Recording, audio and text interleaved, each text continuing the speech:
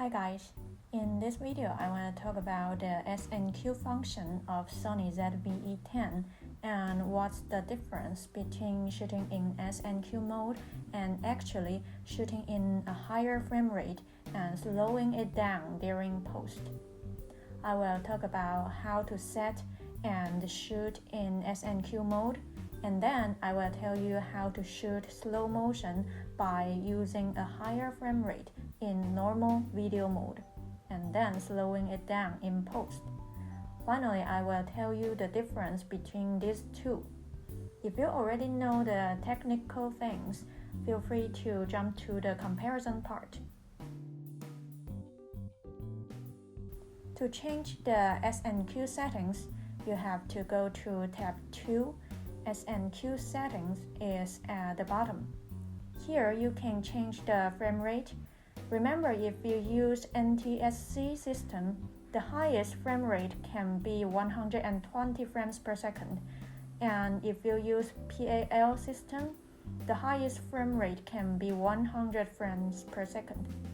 These are just two systems that are used in different countries. You can change the setting if you want by choosing this little suitcase on the menu page, and then go to page 2, NTSC PAL selector. But before you make this change, make sure that you don't have anything important on your memory card, because once the setting is changed, things will be erased.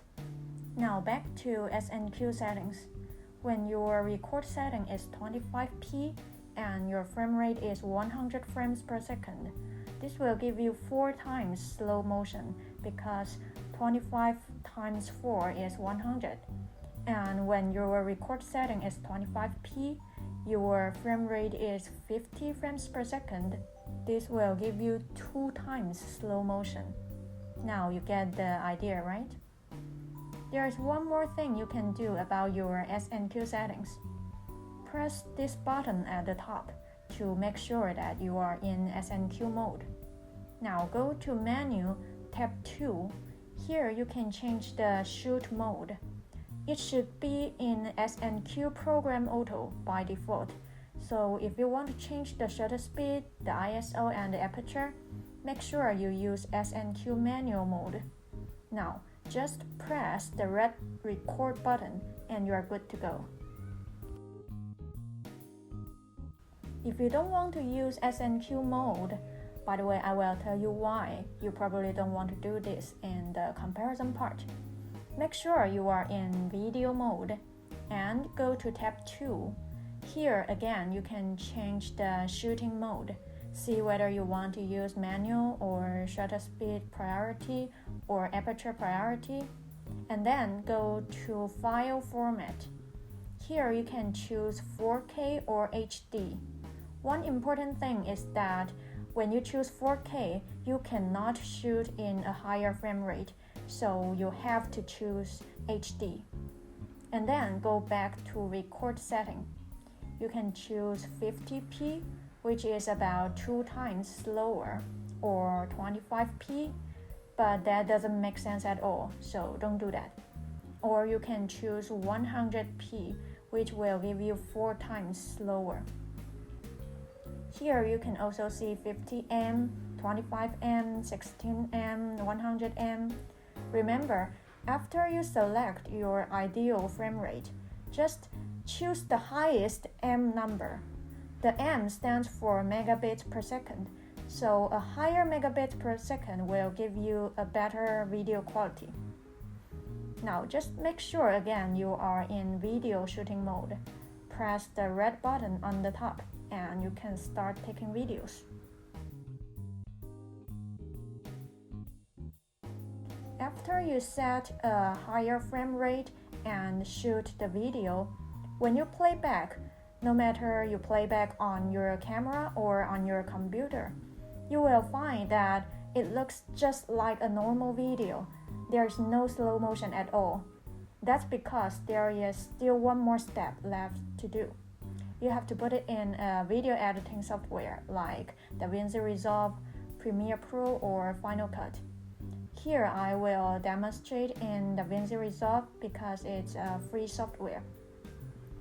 Here I have a video which was shot in 50 frames per second. Open the software, create a new project. In the edit page, drag the file into the software, and then a message will pop up asking whether you want to change the frame rate or not. Yes, click the change the frame rate. Now drag your file into the timeline. When you play it, you will see that it is still not in slow motion. That's normal. Now right-click on the file. You will see Clip Attributes. Here it is the most important part. The original frame rate of the clip is 50 frames per second. So if I change it to 25, it will give me 2 times slow motion. Now I will click play again, and you can see that the playback is also in slow motion.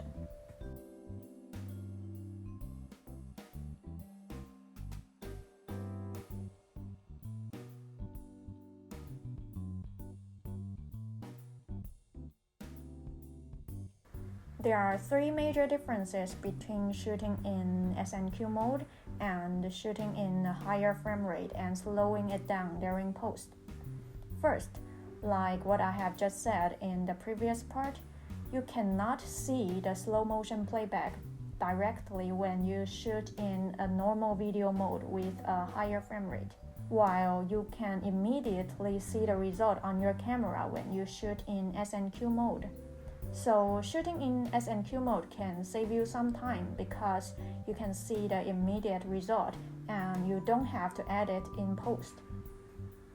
The second difference is that there is no audio data when you shoot in S&Q mode, so you won't be able to capture the crazy slow motion sound effect. Number 3, video quality. Whether you shoot in S&Q or shooting in a higher frame rate and slowing it down during post, you can only get HD video instead of 4K. But the difference is that when you are setting the S&Q, you have several options to choose from. And no matter which one you choose, the data size will not be as large as when you shoot in normal video mode. Here you can see when I am using the S&Q setting, I choose 25p and 50 frames per second. I can only get 2 times slow motion and 25 megabits. And when I choose 25p 100 frames per second, which gives me 4 times slow motion, I can only get 16 megabits. So the data size is significantly smaller than when I shoot in normal video mode, where I can have 50 megabits or even 100 megabits. Alright, I know that I said there are just 3 major differences, but here I just want to add one more important feature of S&Q mode. I think people usually forget that S&Q not only allows us to shoot slow motion, but it also allows us to shoot time-lapse videos. Go to tab 2, S&Q settings, set the frame rate to 1 frame per second, so it will give you 25 times quick motion. And the good thing about this is that you can also see the immediate result on your camera.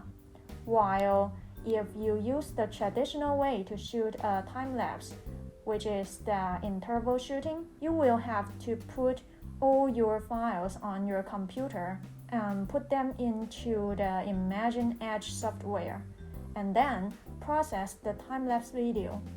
So using S&Q to create time-lapse videos can really save you a lot of time. One downside is that it is only in HD, while when you shoot with the traditional interval shooting and edit in Imagine Edge software, you can choose whether to export in 4K or a lower resolution.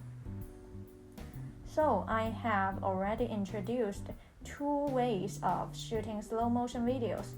First is using the S&Q mode, and second is using a normal video mode and setting a higher frame rate. Which one do you think is more useful? Leave a comment to let me know. I hope you enjoyed this video. If you do, please subscribe and give me a thumbs up. I'll see you next time.